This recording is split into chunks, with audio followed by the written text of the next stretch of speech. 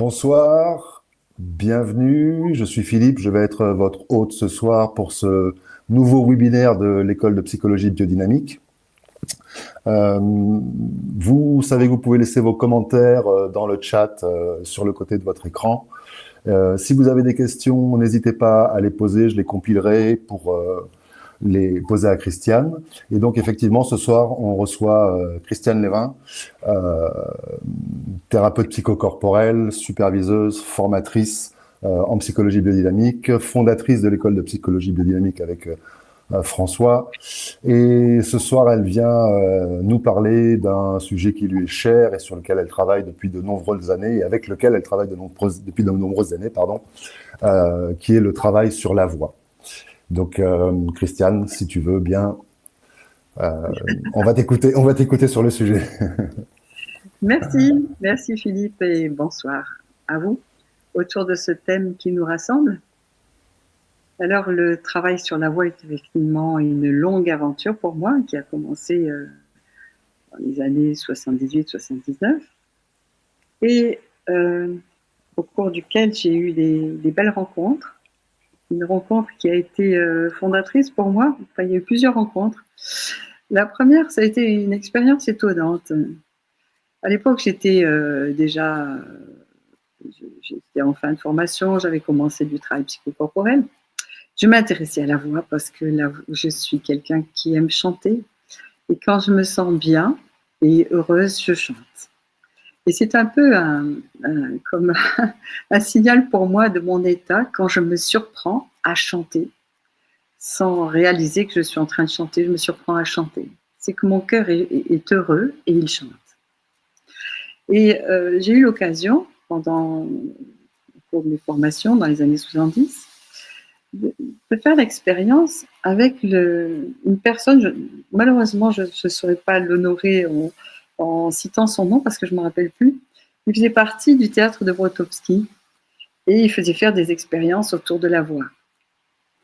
Et ce jour-là, dans ce stage-là, on était dans un très très grand, comme une grande salle de sport, très grande salle de sport. Et il a commencé par nous faire tourner, courir, dans cette immense salle, courir encore. Et je me dis, mais qu'est-ce qu'on fait là? Je trouvais ça fatigant. Bon, j'étais jeune, donc ça allait bien. Et puis je me dis, mais je ne vais pas pouvoir courir encore. Et soudain, il s'est passé ce que connaissent les grands sportifs. Hein. C'est qu'à un moment donné, ça a ouvert au niveau des endorphines et je me suis mis à voler littéralement dans la pièce, à pouvoir courir encore et encore et encore. Et après ça, il nous a demandé de commencer à chanter. Et chacun, on était nombreux, hein, chacun y allait de sa voix, avec les chants possibles et imaginables, tout le monde chantait comme il voulait. Et je trouvais ça fort ennuyeux. Et puis à un moment donné, cet homme qui était pas bien grand, mais qui avait une présence magnifique, il s'est planté en face de moi, avec ses yeux bleus, pas. Et il m'a invité à chanter face à lui, et j'ai commencé à émettre ma voix, et encore, à laisser ma voix sortir encore et encore. Il y avait un niveau sonore extraordinaire dans la pièce. Et au moment donné, ma voix a fait comme si elle sautait comme un tremplin hein, sur ce tissu sonore et elle a empli la pièce comme dans une cathédrale. Ah, je me suis dit ça c'est intéressant. Qu'est-ce qui s'est passé? Après, le stage a continué, etc. Mais ça m'a interpellée très fort et vu que j'étais moi-même dans mes débuts de thérapie psychocorporelle et en dynamique à l'époque déjà, je me suis intéressée avec mes clients aussi à voir comment la voix, le travail sur la voix, pouvait être une aide. Je m'apercevais que beaucoup de clients venaient, beaucoup de personnes en souffrance, venaient avec des pressions intérieures assez fortes et l'envie de hurler, l'envie de crier leur rage, leur désespoir. Or, c'est pas bon de sortir, de hurler ses tripes comme ça, car il y a souvent le risque pour les personnes de sentiment d'éclatement, d'explosion. Et très souvent, ça les met dans des états après de confusion. Bon, ceux qui sont assez structurés, avec un moi suffisamment fort, ils vont sentir comme une libération. Mais c'est quelque chose qui peut être éminemment dangereux et douloureux, avec des conséquences de somatisation ou de décompensation. Et je cherchais une voie douce, une voie autre, pour pouvoir sortir l'émotion, sortir vraiment, être en connexion avec ce qui vous habite, avec en général, quand les personnes viennent, c'est qu'elles ont des souffrances ou des rages à exprimer. Mais comment le faire pour que ça soit salvateur, que ça débouche sur autre chose? Et entre-temps, j'ai eu une deuxième rencontre tellement belle qui a beaucoup marqué ma pratique, et qui est Marie-Louise Aucher, c'était en 81. J'ai eu la chance de pouvoir aller à ses stages, et elle faisait ce qu'on appelait des séances de pose de voix. J'en ai un souvenir merveilleux. Et elle apprenait comment on peut, avec son corps, donner un contenant et ce qui permet à la voix de s'appuyer et de pouvoir être émise de manière puissante et aussi de pouvoir la focaliser. Et entre autres, quelque chose qui m'a beaucoup interpellée, c'est son génie. Parce qu'en fait, cette Marie-Louise Aucher était cantatrice, elle avait une tessiture extraordinaire. Sa voix portait sur 4 octaves.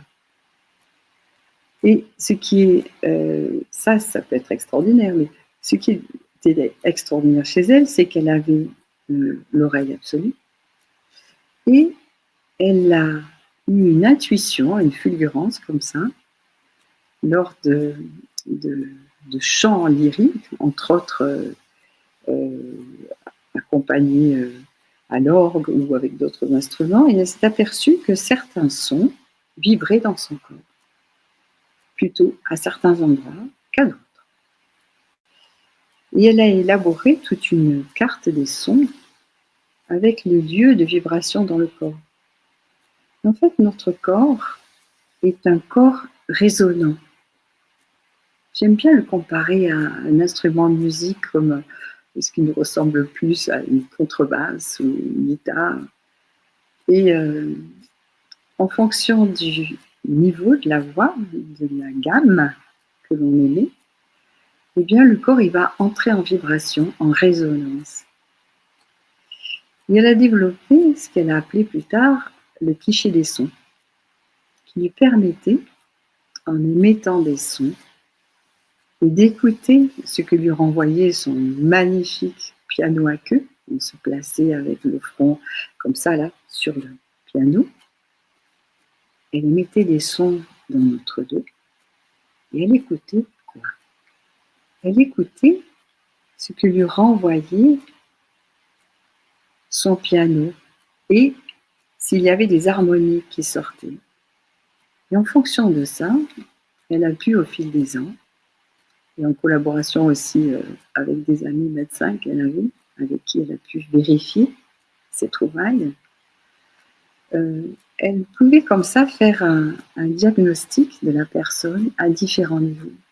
Le niveau somatique, organique, les dysfonctions qu'il pouvait y avoir, mais aussi le niveau émotionnel et le niveau, je dirais, d'ouverture spirituelle, d'ouverture à plus grand que soi. Et pour ma part, ça m'a complètement éveillée à une autre dimension du travail avec la voix et de comment, très concrètement, l'utiliser dans un contexte thérapeutique, psychocorporel. Ça m'a permis de pouvoir amorcer un travail sur le son, un travail sur la voix, en choisissant des tonalités plutôt graves, pour enraciner les personnes dans un premier temps. Et puis petit à petit, de monter les gammes, les monter, et en fait d'écouter où est-ce que la voix est profonde, ample, vibrante, et où est-ce qu'il y a des petits trous dans la voix, des grincements, des fois 2 sons en même temps qui sortent, et puis des trous dans la voix, et puis comment la voix elle réapparaît peut-être plus dans les aigus. Certaines personnes n'ont pas accès aux graves, d'autres n'ont pas accès aux aigus, et certaines personnes adultes ont gardé une voix d'enfant. Et il y a quelque chose, c'est un signal en fait, c'est comment la voix se développe, comment est-ce que, en fonction de notre état émotionnel, notre voix, elle va être très différente. Et ça, chacun peut le vérifier, quand on est stressé, quand on est énervé, quand on est fatigué, on n'a pas la même voix. Et ce à quoi j'avais envie de vous amener un petit peu aujourd'hui, c'est cette prise de conscience que notre corps est un organe récepteur et un organe émetteur. On pense qu'on parle, on chante, on émet des sons, mais en fait notre corps est éminemment récepteur. Alors, c'est intéressant de voir différents travaux qui ont été faits à ce sujet. Comment en fait de diffuser de la musique de Bach ou de Mozart fait pousser les blés plus beaux, plus solides, avec moins de maladies. Ou comment ce professeur japonais, Dr Moto, a fait ses études d'effet du son sur la cristallisation de l'eau.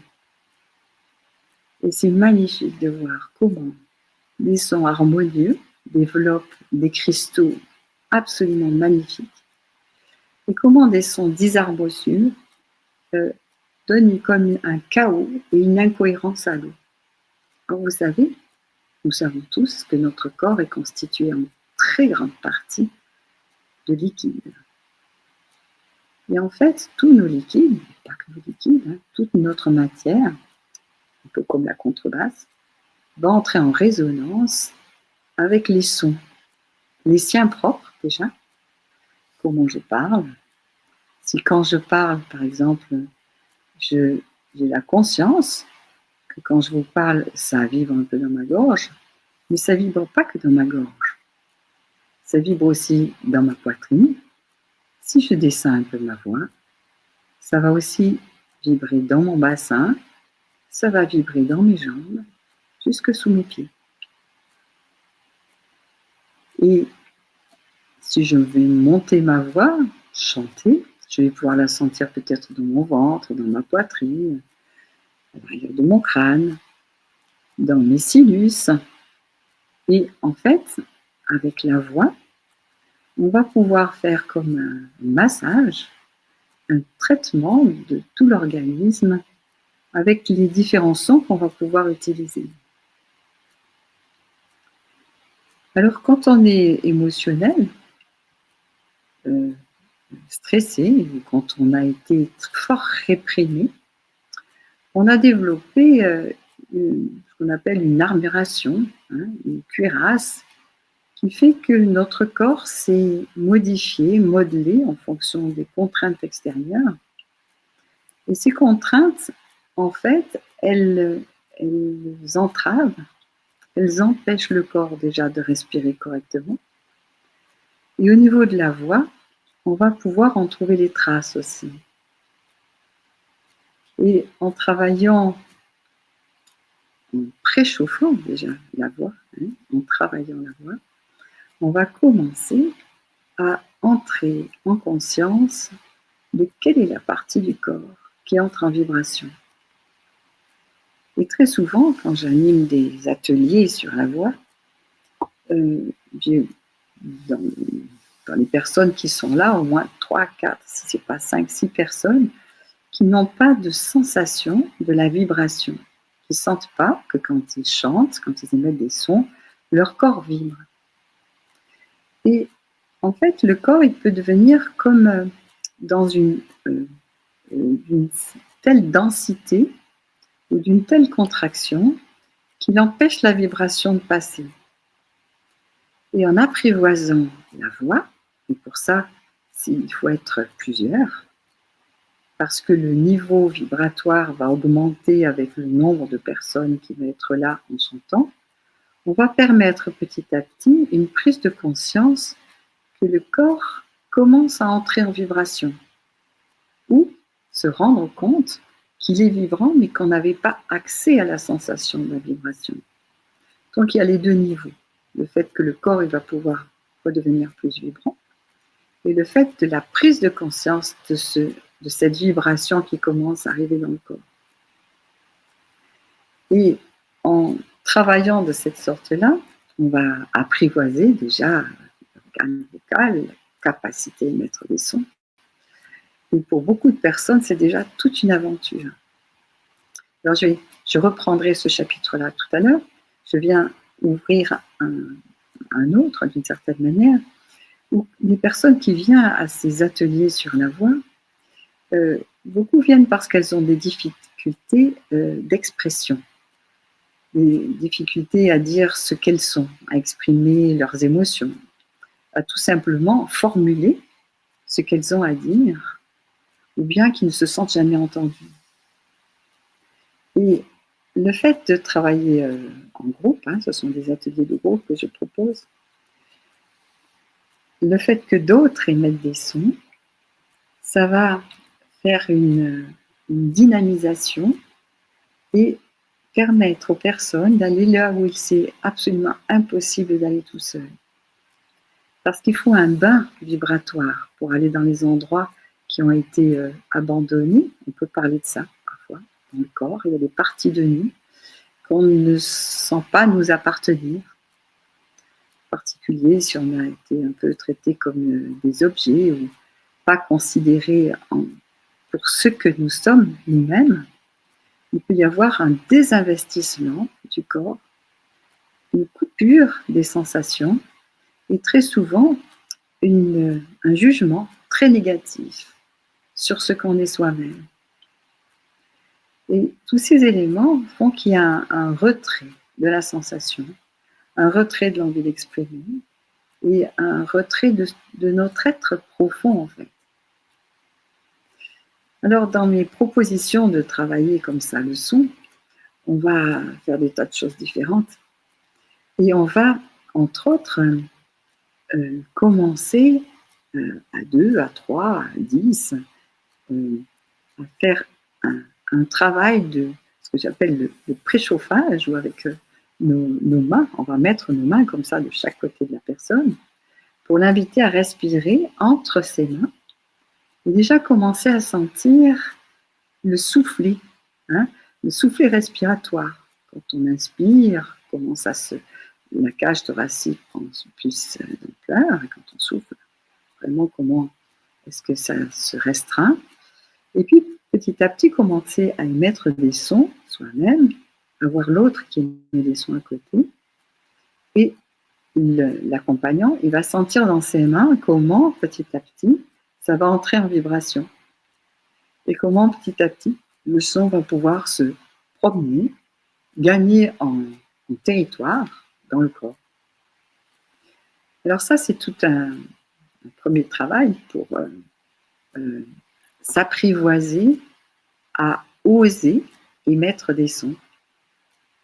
Et aussi commencer à écouter ses propres sons. Écouter ceux des autres, écouter ses propres sons.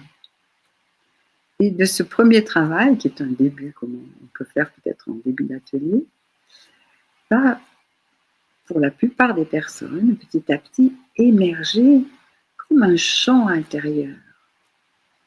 Et là, il peut venir un chant que l'on connaît de toujours, il peut venir une comptine, il peut venir un chant très actuel, mais la personne va commencer à sentir qu'elle se sent animée, que commence à émerger quelque chose qui n'est pas absolument pas d'une injonction de se dire je vais chanter ça. Non, c'est que petit à petit, il y a le chant qui commence à émerger, à prendre, d'une certaine manière, prendre sa place chez les personnes.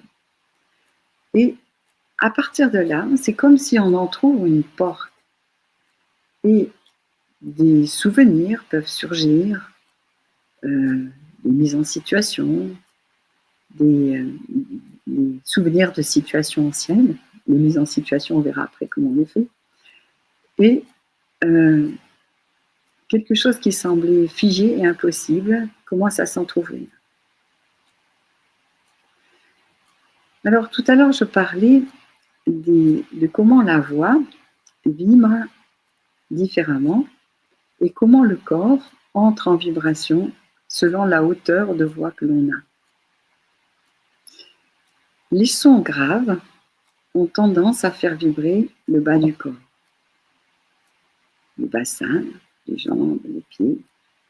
Et plus on va monter, et plus la voix, la tonalité, le son va être aller vers les aigus, les médiums, et puis monter vers les aigus. Et ainsi, on va pouvoir aller réveiller des parties du corps ou conforter des parties du corps qui en ont besoin. J'ai en mémoire une amie qui me racontait, enceinte de jumelles, il y avait un risque que sa matrice soit été diagnostiquée comme étant fragile, que sa matrice soit trop fragile et qu'il y ait une difficulté à mener la grossesse à son terme. Et en fait, elle m'a raconté, quand je lui ai parlé de ce travail sur la voix, qu'en fait, elle écoutait toute la fin de sa grossesse de manière totalement intuitive, ce qui lui faisait du bien. Elle écoutait des sons de contrebasse très graves et que ça avait un effet sur elle, à la fois de confortation, de calme, et de fait, elle a pu amener sa grossesse à terme. Tout ça pour dire que le son a un impact direct sur notre santé. D'où l'importance de la musique qu'on écoute, bien sûr, mais aussi de comment notre voix, qui est porteuse de paroles, elle peut être travaillée aussi pour savoir dire de la bonne manière ce qu'on a à dire. Alors, beaucoup de personnes qui viennent en thérapie, quand commencent à s'ouvrir les mémoires du passé, les mémoires parfois du passé lointain, ça peut se bousculer avec peut-être des reproches ou des souffrances ou des colères, peu importe. Et à un moment donné, elle va arriver l'envie de pouvoir parler avec les personnes qui ont été peut-être à l'origine de ces souffrances. Et c'est pas tant les paroles qui vont être dites, c'est que la manière dont ça va être dit. Et une parole va pouvoir être reçue, d'autant mieux qu'elle a été émise d'une manière connectée. C'est-à-dire que ce n'est pas juste une parole mentale. Et quand je dis mentale, ça veut dire qu'on est au niveau vibratoire. Le corps n'est pas concerné. Et c'est vraiment au niveau du cerveau que ça se passe. Et ce n'est pas connecté en particulier à quoi? Au corps, bien sûr, mais au cœur. Et c'est peut-être pas connecté non plus à un niveau émotionnel apaisé qui fait qu'on peut formuler des choses qui vont pouvoir être reçues parce que formulées correctement. Et en ça, le travail sur la voix peut être une aide magnifique. Alors je pensais à tout un thème de ce que je pourrais appeler le chemin du pardon. Et il y a un travail à faire tant parfois pour pardonner que pour se faire pardonner. Et ça passe par une formulation. Ça passe par avoir en soi-même déjà fait tout un travail de réappropriation de sa propre partie. Et puis, de qu'est-ce qu'il y a besoin de pouvoir déposer ou comment réentrer en relation avec l'autre. Et là, le travail sur la voix, le travail d'apprendre à formuler, d'apprendre à rester avec soi quand on parle, pas se perdre à l'extérieur, pas hurler, pas éclater, mais savoir être avec soi et en même temps être en relation avec l'autre. C'est tout un aspect du travail. Alors, dans ces ateliers, on va travailler cette réappropriation de sa voix, du corps, de son corps, mais ça peut aller bien plus loin que ça encore. C'est-à-dire que la voix peut être un outil thérapeutique en soi. Et quand je disais tout à l'heure qu'en émettant des sons, on peut mettre le corps en vibration, eh bien, on peut utiliser sa voix, le thérapeute, les accompagnants, pour mettre dans un bain sonore suffisant pour que la personne elle-même se rejoigne de l'intérieur et rejoigne cette vibration qui est émise par les autres pour venir redynamiser et remettre, entre guillemets, en vie, remettre en pulsation vivante les zones du corps qui ont pu être fort réprimées. C'est tout un autre aspect du travail qui peut être fait aussi. Alors, peut-être ce soir, on peut regarder aussi l'aspect du travail sur la voix, qui est celle de savoir envoyer sa voix. Alors, ceux qui ont fait des arts martiaux, ils ont appris, entre guillemets, le cri qui tue. Ils ont appris, en tout cas, à émettre un son dirigé et un son qui a un effet. Alors, on a fait comme ça, on s'est amusé un petit peu à émettre comme ça des cailles en face de personnes ou et ensuite à faire ce que vous connaissez peut-être, c'est regarder là comme ça en kinésiologie, est-ce que ça tient ou ça tient plus, Et en fait, on peut complètement déstructurer les champs énergétiques d'une personne en émettant des sons. Et c'est là où ça va nous intéresser parce que certains enfants, d'avoir entendu des cris trop forts, des cris parce que les parents se disputent, ou bien des cris parce qu'on les a grondés, parce qu'on les a maltraités par la voix, eh bien, il peut y avoir comme ça des fragmentations de cette enveloppe énergétique que nous avons et qui peut provoquer des phénomènes de dissociation. On voit très souvent ça sur les personnes qui ont eu comme ça des passés traumatiques. Et il va falloir vraiment réparer ces fragmentations. Alors j'ai pu utiliser pendant très longtemps ce que j'appelle le porté à l'africaine. Vous savez comment les Africaines portent leurs bébés dans le dos, c'est magnifique, ces petits qui sont là dans leur dos et elles les tiennent serrés avec un boubou comme ça.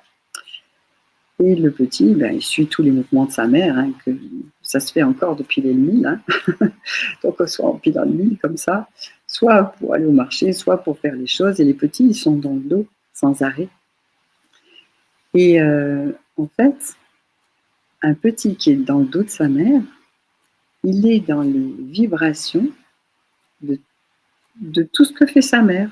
Quand elle parle, quand elle chante, son ventre, tout le devant de son corps, est en contact avec la vibration qui passe par le dos de sa mère. C'est étonnant et incroyable de faire cette expérience même adulte pour venir réparer ce besoin fondamental en fait de l'enfant de se sentir en sécurité. Et en fait,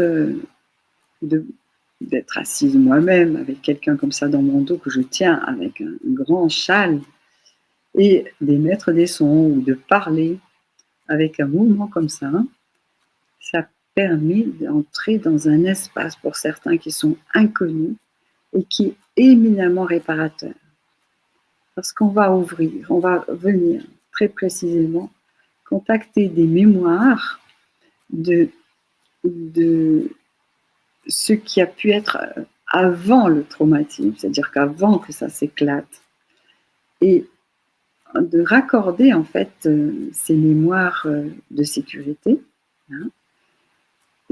ça va permettre une transformation, mais étonnante. C'est-à-dire que ce qui après a pu se trouver comme explosé ou qui s'est retiré dans le corps, ça va pouvoir doucement comme se remettre à pulser et à retrouver une intégrité, une unité du corps. Alors ça, ce sont ce qu'on appelle des expériences réparatrices qui marquent souvent un avant et un après. C'est-à-dire que dans le cursus thérapeutique, quand c'est possible, c'est à chaud que ça devient possible de le faire, très souvent les personnes disent qu'avant, il se passait ça, et après, elles ont commencé à sentir, elles ont commencé à reconnecter des mémoires anciennes, elles ont peut-être commencé à pouvoir s'endormir plus facilement, elles ont peut-être commencé à... Certaines parties, c'est étonnant, j'ai l'impression que maintenant je vois les couleurs. Quelque chose de vivant, c'est comme réinitialisé à cette occasion-là. Et là, on en vient à travailler et à parler en fait de là où la thérapie psychocorporelle est particulièrement adaptée. C'est pour tout ce qui concerne les tout petits, car c'est avant l'accès au langage et à la symbolisation. Et donc, c'est de parler en tant qu'adulte de ce qui a pu se passer enfant, c'est une chose, mais de pouvoir connecter ce qui a pu se passer pour l'enfant à ce moment-là et donner l'opportunité à ce qui est resté figé ou qui s'est éclaté à ce moment-là de retrouver une pulsation, ça permet un processus de transformation très difficilement atteignable autrement. Et la voix, le travail justement avec le contact corporel et de sentir le corps vibrant, ça va permettre justement d'aller là où c'est quasiment impossible d'aller sans cet apport-là. Alors j'ai comme ça quelques belles histoires, j'allais dire, quelques belles transformations. Pour certains, ça a été comme de lever un voile. Tout d'un coup, sont revenus la maison d'enfance, la chambre d'enfance, les sons de la maison, les odeurs, avant que soit passé le drame. Et la personne a pu commencer à se reconstruire. Comme si dans l'élaboration d'une maison, il avait manqué des pièces fondamentales de fondation. Et bien voilà, commencer à replacer ces fondations pour que la personne ensuite puisse se reconstruire. Et ça, c'est la magie du travail de la voix, de votre voix, de comment l'apprivoiser, comment l'utiliser. Et en connaissant la valeur et la qualité, ça peut faire réfléchir sur la manière dont on parle à nos proches, à nos enfants, à nos collègues, à nos supérieurs, à nos employés, si on en a, et que notre voix a un pouvoir et une incidence sur l'autre qu'il est intéressant de prendre en compte pour peut-être modifier la manière dont on s'exprime et considérer et s'apercevoir à ce moment-là l'effet que ça a, parce que ça a un effet. Ça peut changer complètement une ambiance. Donc, comment on s'adresse en aboyant à quelqu'un, ou bien en lui parlant tout simplement normalement, on va dire gentiment, posément. Ça peut complètement changer les situations. Et ça a une incidence très particulière, évidente avec les enfants, ça, la manière dont on leur parle. J'ai eu l'occasion de travailler avec des maîtresses d'école, avec des enfants très agités, même de faire des ateliers aussi au sein de maternelle. Et ce qui a été vraiment intéressant dans ces expériences-là, ou dans ces petits ateliers, c'est de voir comment, dès qu'on descend sa voix, eh bien, on capture l'attention des enfants. Et la manière dont on va leur parler, ou on va leur chanter, parce que si on chante, alors là, hop, tout de suite, il se passe quelque chose là. C'est pas comme d'habitude. Hein, comment est-ce qu'on va pouvoir canaliser l'attention et les amener, les ramener à eux-mêmes? On a tellement d'enfants qui sont éclatés complètement, ils sont surexcités. Et pourquoi ils sont surexcités? C'est qu'ils sont surprovoqués tout le temps. Trop de stimulation. Stimulation visuelle, auditive, la compression du temps, hein, quand on a les deux parents qui travaillent et qu'on a un petit enfant, c'est pas forcément facile, parce que les parents, ils font du mieux qu'ils peuvent, mais souvent ils sont fatigués, ils sont pas beaucoup là. Tout ça, ça fait des conditions de vie qui petit à petit ont une incidence sur les différentes générations qui se suivent et qui amènent en fait maintenant les enfants, les générations qui n'arrêtent pas d'arriver, là, tous ces petits-là, d'être beaucoup très difficilement calmes et tranquilles. Hein.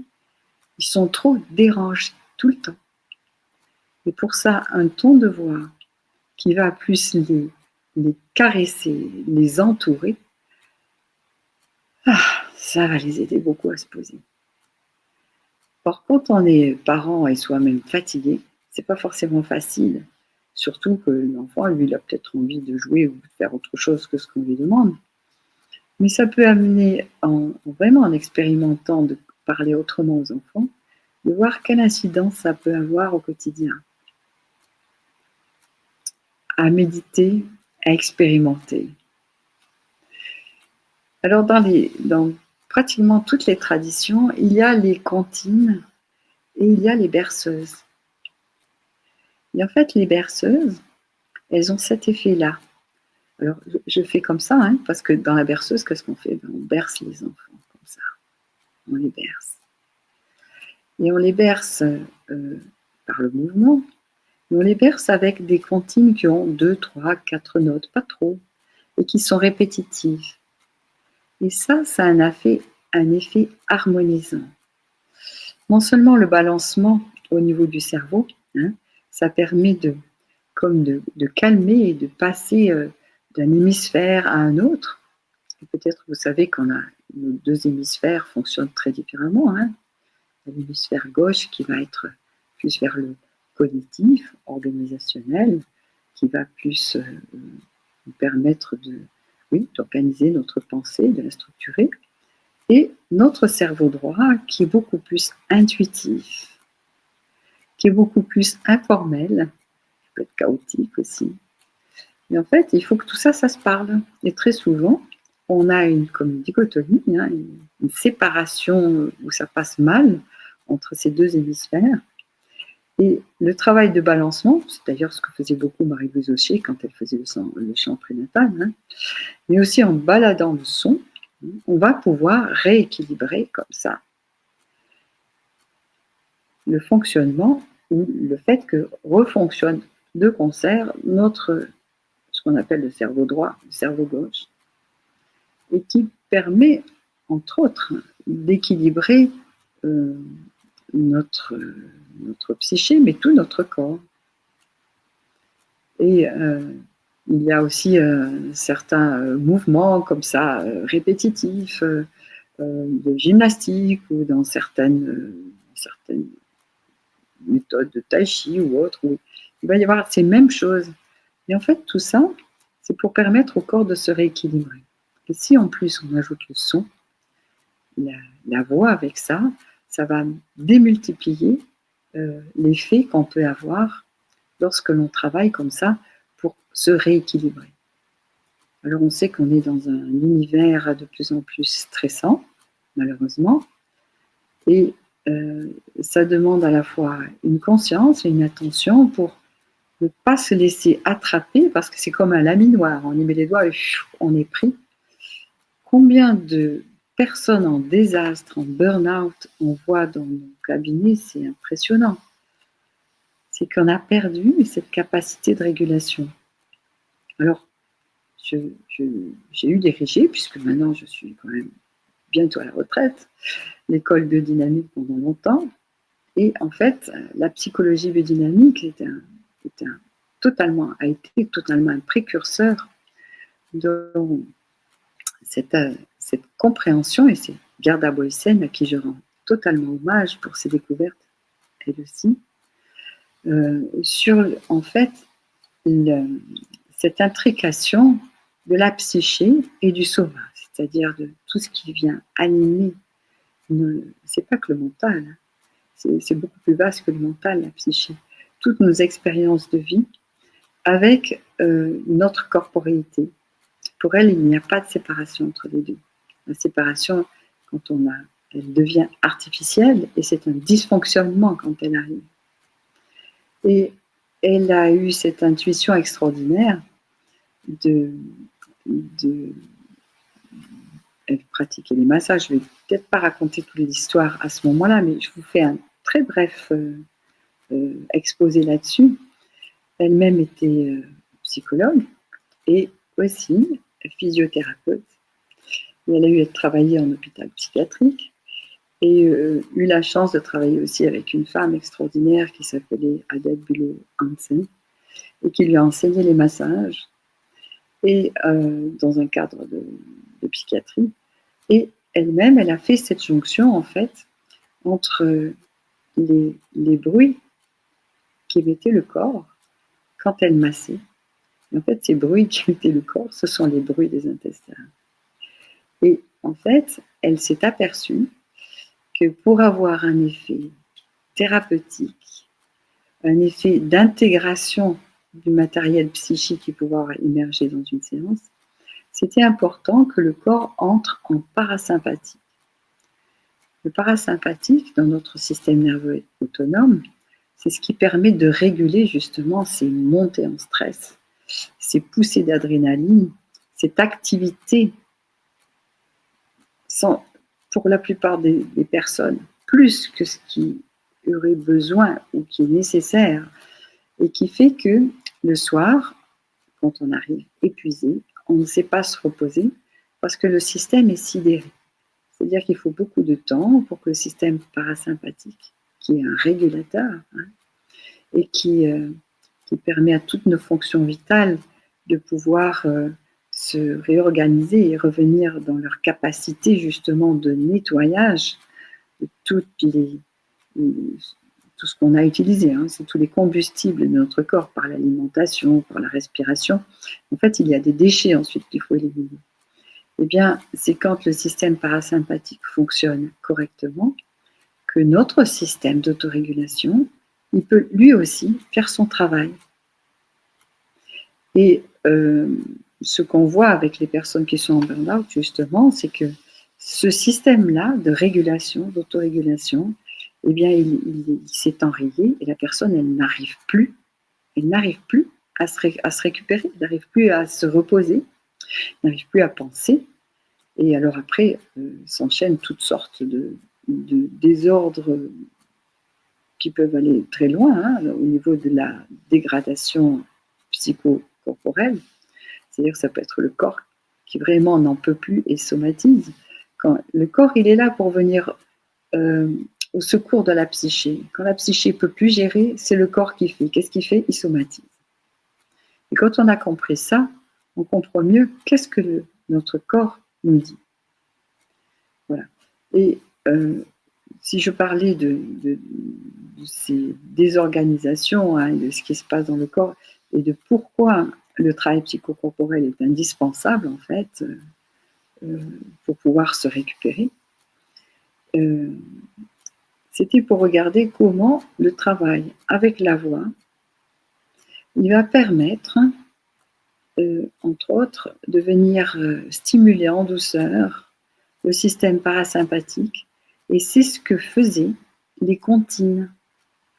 Les comptines et les berceuses. En fait, ça permet ça. Ça permet cette rééquilibration. Le fait que la personne, elle va pouvoir, quand c'est des enfants, mais quand c'est des adultes aussi, à ce moment-là, savoir comment faire pour arriver à être dans cette phase où on va pouvoir entrer en parasympathique. Et enfin, le corps va pouvoir faire son travail de réparation et de nettoyage. Et ce qu'on voit, hein, quand le corps il entre en réparation, il y a chez la personne un relâchement, hein, quelque chose qui fait comme si certaines on dirait qu'elles ont eu un lifting après ça, hein, parce que ça se détend, le corps il se redéploie et il devient plus radiant. Et quand il y a ça qui se passe, en même temps, en général, ce que sentent les personnes, c'est que la joie est là. Hein. C'est la joie qui fait briller de l'intérieur. C'est la joie qui se réinstalle et qui se réinvite au quotidien. Alors c'est intéressant dans les séminaires sur la voix, au départ, les gens sont souvent un peu serrés, stressés. Et au bout d'1 ou 2 jours, dans les escaliers, sous la douche, je les entends chanter, ça y est, c'est parti. Alors qu'ils n'avaient pas chanté depuis des années, le chant se réinstalle, signe que quelque chose s'est allégé, et qu'il y a une joie qui réémerge. Voilà, je pense vous parler un bon bout. Je ne sais pas s'il y a des questions qui arrivent là. Alors, oui, alors merci, hein, déjà, merci, parce que il y avait tellement de choses et en même temps c'était tellement clair et ça amène vraiment au cœur du travail psychocorporel. Donc ça, c'était vraiment super. Il y a 2 questions de Caroline. Une question de Caroline, alors une question technique de Caroline, mais peut-être ça c'est plutôt à voir justement, hein, dans le travail que tu proposes et dans les stages. Et une autre question qui est vraiment intéressante, c'est de savoir effectivement l'utilisation de cet outil, de ces outils, en groupe et en thérapie individuelle. Et peut-être un peu comment toi tu fais. Je pense que ça intéresse pas mal pour la thérapie individuelle, puisque hein, voilà, donc ça pourrait être chouette d'avoir ton point de vue là-dessus, ton avis et comment tu travailles. Oui. Alors effectivement, moi j'aime beaucoup travailler avec la voix. Quand on vient avec cette demande-là, alors évidemment qu'on y va d'entrée, hein, on va aller explorer la voix. Et ce qui se passe, c'est que moi-même, j'émets des sons, hein, c'est-à-dire que je ne fais pas juste chanter la personne ou mettre des sons à la personne, c'est que je vais accompagner.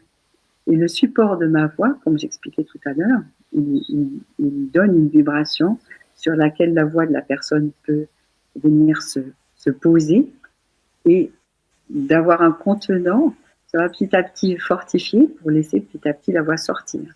Et après, c'est très vaste le travail qu'on peut faire. C'est-à-dire que on peut commencer à laisser la voix évoluer et tout à l'heure, je parlais de ces chants qui émergent à un moment donné. Et moi, je suis là en soutien.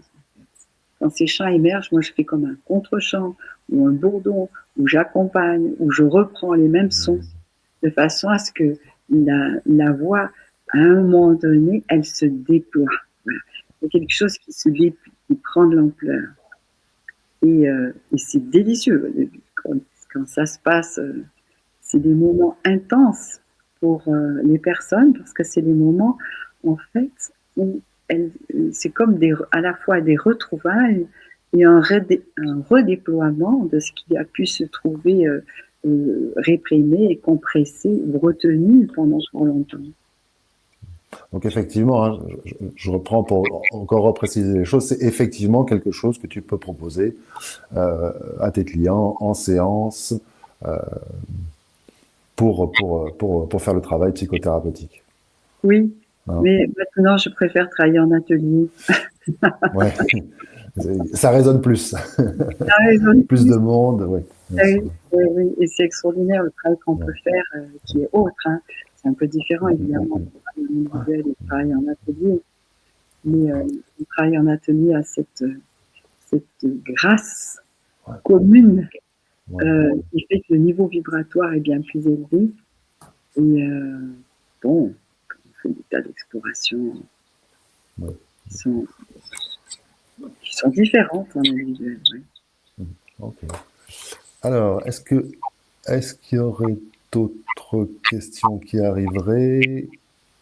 Si vous voulez bien, si vous avez des questions, allez-y, posez-les. Étant donné qu'on arrive à la fin, peut-être moi juste pour continuer sur cette question-là. euh, Moi, je connais ton travail. Effectivement, je trouve que ça a vraiment un intérêt pour le thérapeute psychocorporel de rentrer dans cette dimension de ce qui finalement va soutenir la parole des personnes qui viennent nous voir, qui viennent nous consulter. Est-ce que tu pourrais donner deux, trois directions, deux, trois infos de qu'est-ce que ça donne à un thérapeute psychocorporel de vraiment se pencher sur cette question-là, déjà en lui-même, bien sûr, mais effectivement dans le travail thérapeutique. Alors la voix est un outil thérapeutique en soi. Et en psychologie biodynamique, on met l'accent en fait sur trois niveaux différents. Le niveau vital, c'est le niveau où on se parle, on dit bonjour, on se parle du temps, c'est le niveau vital. Et puis il y a le niveau océanique, où alors on va avoir une voix un peu hypnotique. Ça va amener la personne dans un état de relâchement, de relaxation. Et ça, c'est un autre type de voix qu'on va utiliser. Ou la voix empathique, qui va permettre à la personne d'accéder à son émotionnel. Et en fonction de comment on va utiliser sa voix, dans ces différents registres, Ouais. on va induire plus ou aider la personne à aller dans tel ou tel registre. Et c'est comme ça qu'on va l'utiliser de manière fine, parce qu'il y a certaines personnes, il ne faut pas les amener dans l'émotionnel. Il faut les amener à plus de rationalité, il faut les amener à plus de tonus, d'arriver plus avec l'humour, peut-être pour trouver des contenants. Hein. Avant d'aller dans l'émotionnel, il faut apprendre, il faut repérer déjà où en est la personne à un niveau, je dirais, de son moi, de sa structuration, comment est-ce qu'elle est, afin de pouvoir ensuite peut-être aborder les choses difficiles. Mais d'abord, il faut voir quel est le contenant de la personne et sa capacité à intégrer le matériel qui va être soutenu. Donc la voix, elle est particulièrement importante. Ensuite, si on veut parler en public, si on veut parler fort, comment on va projeter sa voix, hein, comment est-ce qu'on va la faire entendre, ça peut être particulièrement important. J'avais une monitrice de cheval qui avait la voix cassée sans arrêt parce qu'elle était obligée de parler fort dans la carrière. Et elle est venue pour ça. D'accord. Elle est venue pour ça, elle a fait un atelier et ça a été super pour elle. C'est vraiment important de voir comment est-ce que, en fait, c'est tout le corps qui va émettre la voix. Sinon, on va se casser la voix. Si on s'appuie sur ses cordes vocales, on peut se casser la voix. Or, c'est pour beaucoup aussi d'enseignants qui ont des élèves très turbulents et qui ont besoin de hausser la voix. Comment faire pour se faire entendre sans pour autant faire quelque chose qui soit comme ça déstructurant, et ensuite utiliser sa voix pour les faire descendre, voilà, pour les faire être là. Et ça se travaille la voix quand on veut enseigner à des élèves turbulents ou quand on veut calmer des petits, en crèche par exemple, pour toutes les aides maternelles, hein. Comment s'adresser à un petit d'une manière qui les sécurise. Tout ça, ce sont ces différentes manières d'utiliser la voix. Et Donc ensuite, vraiment, ouais, récupérer sa voix, c'est vraiment aussi changer sa parole. oui, Ouais. changer sa parole. Oui. Ouais. Ouais. Et pour les personnes qui ont eu un passé traumatique important, la voix, le travail de la voix, focalisé, contenu, va permettre petit à petit de traverser le trauma. Et ça aussi, c'est important, et ça se travaille, ça se fait pas n'importe comment du tout. Ça a besoin d'être bien accompagné.